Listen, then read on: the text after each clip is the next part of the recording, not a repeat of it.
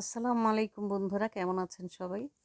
আশা করি সবাই ভালো আছেন। আলহামদুলিল্লাহ আমিও ভালো আছি আপনাদের দোয়ায়।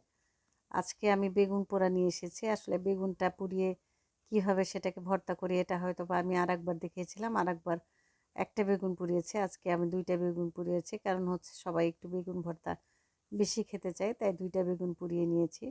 তো আমার কপালের মতো বেগুনটাকে পুড়িয়ে ছারখার করার কোনো মানে ছিল না। কারণ মানুষ কিন্তু মানুষকে পোড়াতে ভালোবাসে, এভাবে পোড়ানো ঠিক না। মানুষকে আঘাত করা, মানুষকে পোড়ানো, মানুষকে অন্যায়ভাবে অবিচার করা, এগুলো হচ্ছে মানুষের ধর্ম না। আমাদের ধর্ম আল্লাহর ধর্ম, যেখানে আমরা আল্লাহকে বিশ্বাস করি।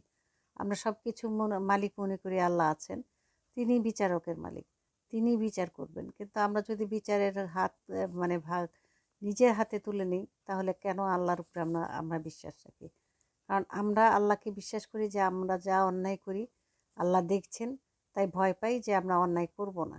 আর সেই অপরাধ যদি করে আমরা আল্লাহকে ডাকি আর বলি, আল্লাহ তুমি আমাকে মাফ করে দাও, আল্লাহ একবার মাফ করবেন, দুইবার মাফ করবেন, বারবারই কি মাফ পাওয়া যায় বলেন?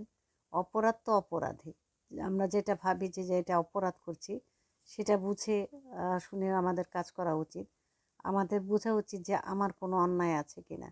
আমি অন্যের অন্যায় ধরে অন্যের উপর অত্যাচার করব, অথচ আমার হাজার লক্ষ কোটি অপরাধ আছে, অন্যায় আছে, কখনো আমাদেরটা নিজেরটা আমরা বিচার করি না। অন্যের অপরাধ হলে তার বিচার করার জন্য সবাই মিলে ঝাঁপিয়ে পড়ি, এটা ঠিক না। আল্লাহর উপর ছেড়ে দিন, বিচারকের মালিক আল্লাহ, তাকে বিচার করার অধিকার দিন। আপনারা কখনো আইন নিজের হাতে তুলে নেবেন না, বিচার নিজের হাতে তুলে নেবেন না। আইনের হাতে তুলে দেন, আল্লাহর উপর ছেড়ে দেন। আমার খুব কষ্ট লাগে যখন মানুষ হয়ে মানুষের উপর আঘাত করে, তখন আসলে শুনতেও খারাপ লাগে। তো এইসব বিষয়গুলো আসলে কথা বলে লাভ নেই।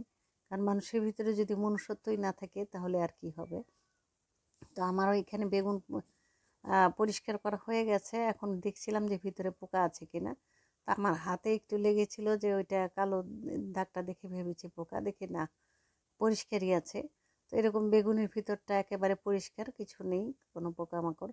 তো মানুষের ভেতরটাও এরকম পরিষ্কার থাকা উচিত, যেন কারো প্রতি কারো বিদ্বেষ না থাকে, রাগ না থাকে, কারো প্রতি যেন কোনো অবিচার না হয়।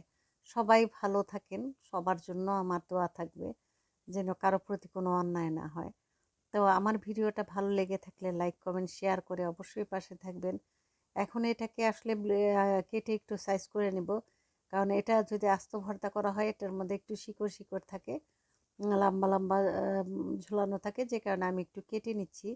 কেটে নিলে হয় কি, শিকড়গুলো আর ঝুলে থাকে না, এটা আর কি খেতে ভালো লাগবে। তো আমি ছোট ছোট করে কেটে নিয়ে ওটাকে ভর্তা করব, এভাবে আমি করি। আপনারা কীভাবে করেন জানাবেন। তো আমার প্রায় ভিডিওটা শেষ প্রান্তে।